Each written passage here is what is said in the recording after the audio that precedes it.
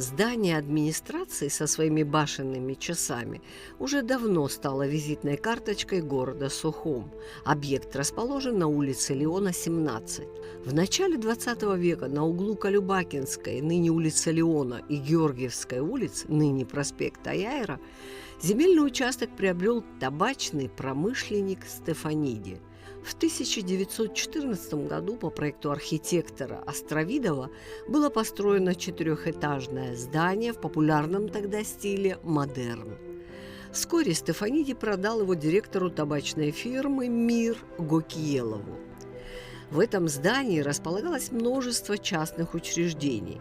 Аптека провизора Баумана, модно-галантерейный магазин «Леонский шик», книжный и пищебумажный магазин Гогиджановой, контора табачной фирмы «Мир» и прочее. Эскиз проекта четырехэтажного жилого дома Стефаниди показывает всю задумку архитектора в целом. После установления в Абхазии советской власти здание было национализировано и получило название «Дворец труда».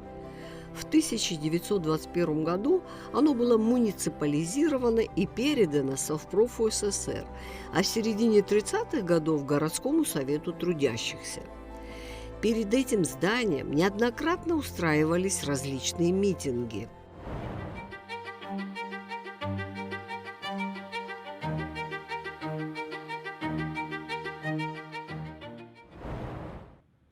Лана, ну это такое знаковое строение города Сухума. Скажи, пожалуйста, в какой композиции оно построено, как оно вообще выглядит композиционно?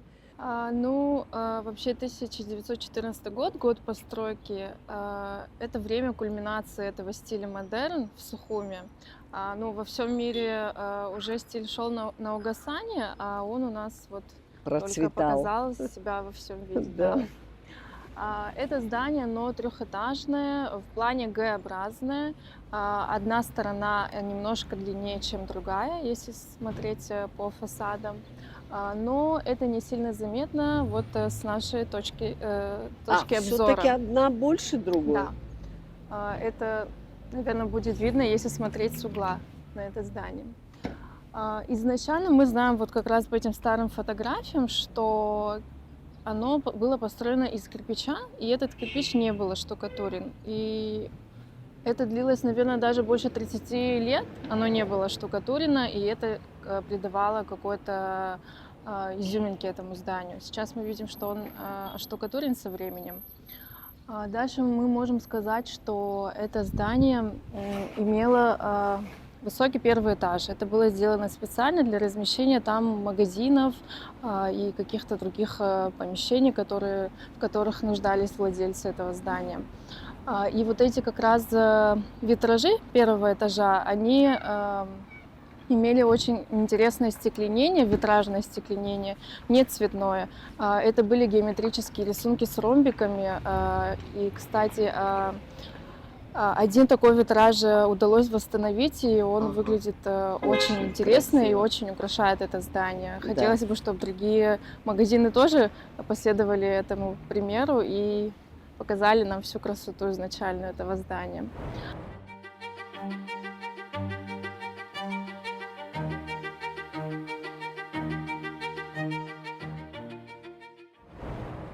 Витраж – конструкция из кусочков цветного стекла на алюминиевом каркасе, с помощью которой заполняется оконный проем.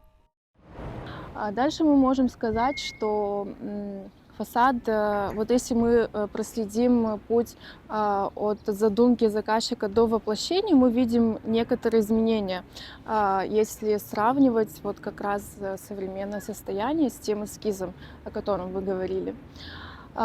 Например, изменения коснулись пилястр высотой на все 3 этажа здания.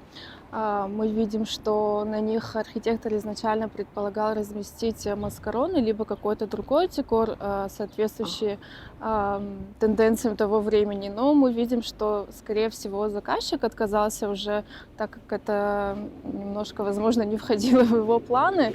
Но это было бы интересным украшением этого здания, я считаю.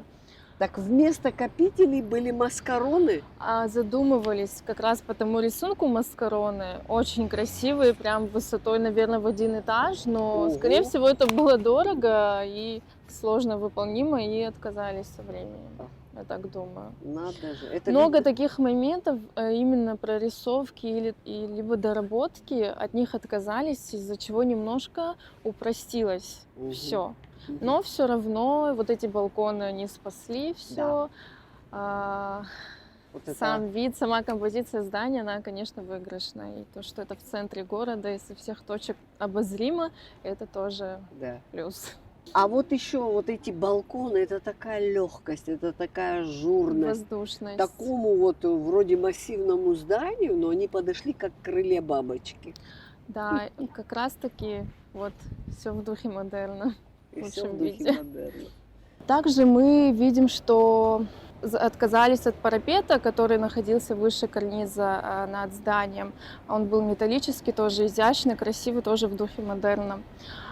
Мы видим, что до нас в хорошем состоянии дошли изящная ковка балконов. Она тоже очень красивая, на ней разные геометрические узоры, изображение солнца, очень интересные балконы. А вот что касается окон, то тут и стрельчатые, и прямоугольные, вытянутые. Вот весь спектр модерна по окнам. Да, и тут именно изюминка этого здания в том, что здесь появляются и трапециевидные окна. Да. Это редкость для Сухума. Эти окна, они здесь и одинарные, и двойные, и тройные. Это все создает какое-то движение в фасаде, это очень интересно. Да. И архитекторы модерна как раз пытались выразить этот стиль и уникальность этого стиля через вот эту игру с формами окон. Это удалось. Лана, а вот эти надстроечки с правой и с левой стороны, как они в архитектуре называются? Они называются щипец, щипцами называются. Это тоже такое своеобразное украшение этого здания. И вот здесь оно использовано в виде завершения фасада. И в этих щипцах архитектор расположил такие узкие окна, которые напоминают бойницы в средневековых каких-то сооружениях. Тоже интересный прием. Шипец – верхняя часть торцовой стены здания, ограниченная двумя скатами крыши и не отделенная от плоскости стены карнизом. Лана, наш зритель уже стал разбираться в ордерах, поэтому, если можно, скажи, в каком ордере выполнены пилястры? Вот эти пилястры, как раз они были использованы уже в замену тех маскарон, о которых я говорила в начале. И здесь использован ионический ордер. Кстати, я должна сказать, Ну, что тут вот эти смешение пилястры немножко. повторяют абсолютно пилястры платформы ГУМа. Да. Такой же рисунок внизу листья аканта, закрученный валютой, и по центру вот какой-то цветок, который... Возможно, это было в одно время сделано, как раз в советское время. Эти пилястры, они более упрощенные, чем мы привыкли их видеть на дореволюционных зданиях. И, наконец, вот эта пристроечка, она все-таки недавняя по сравнению Да, с самим это основным более зданием. поздняя пристройка, это, скорее всего, для абсолютно другого назначения было изначально построено, но оно никак не вписывается с той композицией, которую изначально задумывал архитектор. Да, просто по цвету их соединили. Да, ну вот как раз-таки, если говорить о цвете, изначально вот этот кирпич красный, он был фоном для белых пилястр. Сейчас немного все изменилось со временем и переигралось. Сейчас расколировка здания такова, что желтый фон, и на этом желтом фоне белые детали выделены. Ну, это тоже какую-то игру фасада придает, наверное. Но несмотря на то, что поменена сама фактура с кирпича на штукатурку, конечно, здание, я думаю, все-таки проиграло. Не надо быть архитектором, чтобы это понять. но и тем не менее оно великолепно смотрится и очень любимо с Да, сухумцами. особенно я люблю вот эти эркеры в форме фонарей. Они второй этаж украшают, и это тоже прием такой в модерне. Как раз вот такие эркеры изначально не и назывались фонарями, потому что напоминают фонари, но потом закрепилось название эркера, и вот Все-таки что уникальное для такое Сухума. эркеры? Объясните нам, пожалуйста. Эркеры вообще изначально задумывались для того, чтобы увеличить площадь, но Типа балконов ну, закрытых. типа крытого балкона, да, но это одновременно с фасада и дополнительное украшение, но и польза в нем тоже была функциональная. Конечно. Но в данном случае эркеры очень украсили это здание. Да. Эркер – это полукруглый или многогранный выступ с окнами, расположенный на фасадной стене здания.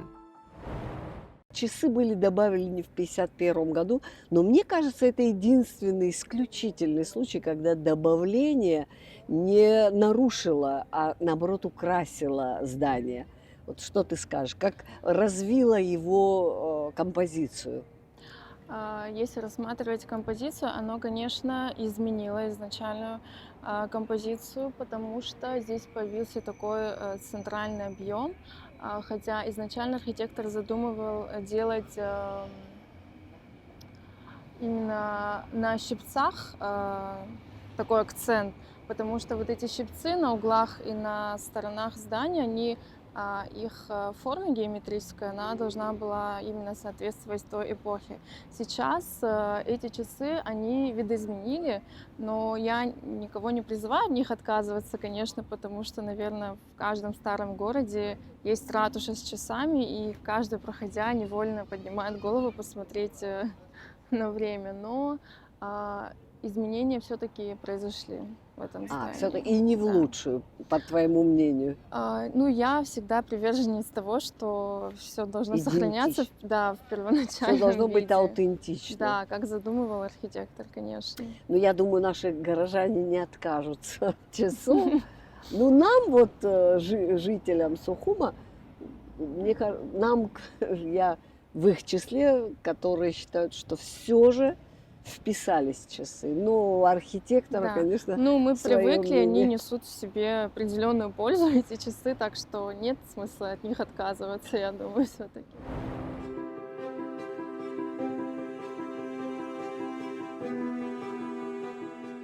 В 1950 году случилось знаменательное событие.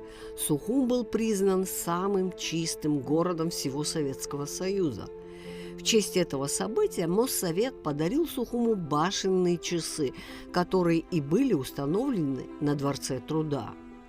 А произошло это событие уже в 1951 году. На здании исполкома городского совета стали строить прямоугольную башню. Часы имели 3 циферблата, каждый высотой 2 метра 30 сантиметров и шириной 2 метра. Длина минутных стрелок 1 метр 30 сантиметров, часовых – 1 метр. На белом фоне циферблатов рельефно выступают накладные литые цифры темного цвета. Общий вес механизма около 2 тонн. Он заводился несколько раз в неделю. Внутри башни были подвешены 7 колоколов. Каждые четверть часа над городом раздается мелодичный перезвон курантов, 6 небольших колоколов различной величины, а каждый час после перезвона звучный бой главного колокола.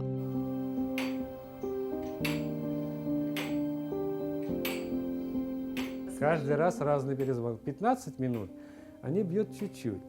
В половине бьют длиннее, без четверти еще длиннее, а каждый час они бьют уже полный перезвон, как должна быть мелодия.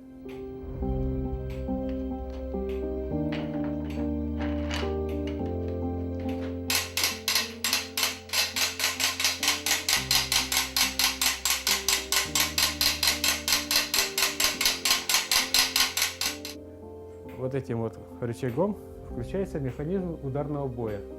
То есть каждый час отбивается, соответственно, вот этой гирей. Вот. А эта гиря отвечает у нас за механизм хода. То есть она вращает вот эти шестеренки, и маятник отсчитывает каждую секунду, то есть идет время. Потихонечку вращаются эти шестеренки, передвигаются стрелки за счет вот этого механизма на все 4 циферблата.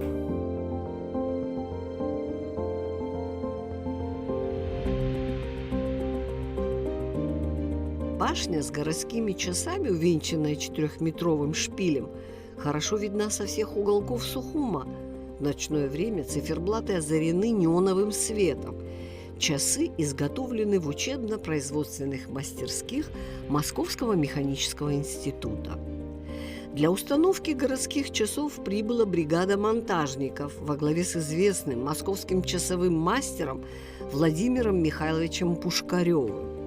Пушкарев – старейший часовой мастер. За полвека своей работы он установил около 200 башенных часов во многих городах СССР. Десятки замечательных башенных часов установлены мастером в Москве, на башнях Киевского и Казанского вокзалов, Химкинского речного вокзала, на стадионе «Динамо», на площади Маяковского, на зданиях Академии имени Ленина, «Известий», Министерства путей сообщения. Часы, установленные Пушкаревым, показывают точное время в Тбилиси, Ереване, Харькове, Ростове-на-Дону, в Иваново, Чебоксарах, Кисловодске, в Крыму, Средней Азии и Сибири. В 1937 году Пушкарев ремонтировал кремлевские куранты.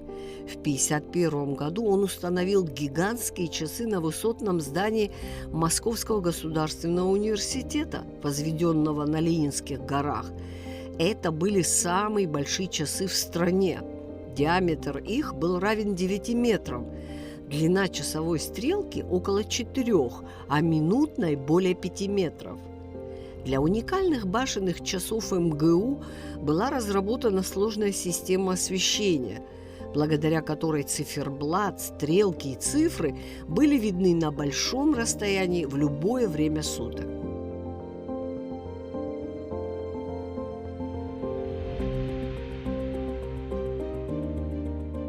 Вернемся же к сухумским часам.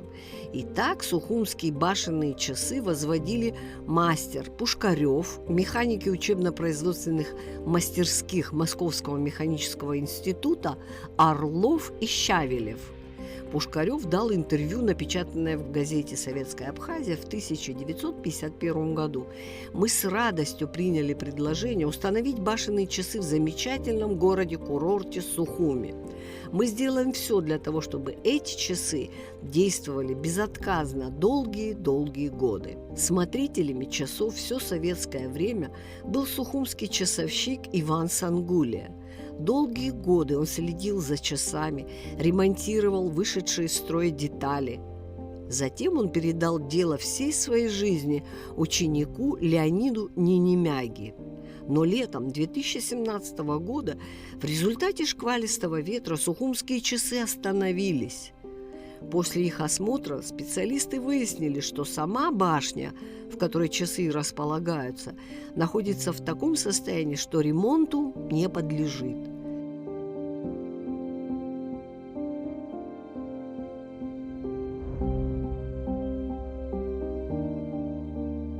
В декабре 2017 года часовой механизм был демонтирован на время, а подрядная организация взялась за создание нового каркаса для башни и шпиля. В отличие от деревянного оригинала, новый каркас сделали из металла и обработали специальным антикоррозийным раствором. Общий вес нового скелета около 3 тонн, высота вместе со шпилем 15 метров. И вот в июне 2018 года в Сухуми начались работы уже по непосредственной установке знаменитых башенных часов. После сбора часового механизма жители и гости Сухума снова услышали знакомые звуки. Сухумские часы начали новую жизнь.